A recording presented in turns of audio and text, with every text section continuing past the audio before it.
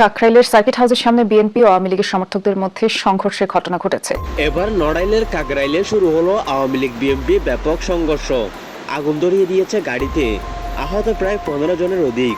শেখ হাসিনাকে দেশে আনার প্রতিবাদ জানিয়ে কাকরাইলে ব্যাপক আন্দোলন চলছিল।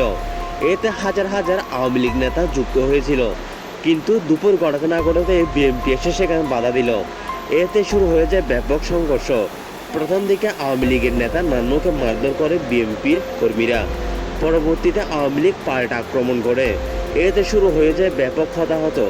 ঘণ্টাখানেক পর পুলিশ প্রশাসন এসে পরিস্থিতি সামাল দেওয়ার চেষ্টা করে। বিপজ্জনক 2 ঘন্টা পর পরিস্থিতি একটু স্বস্তি হয়।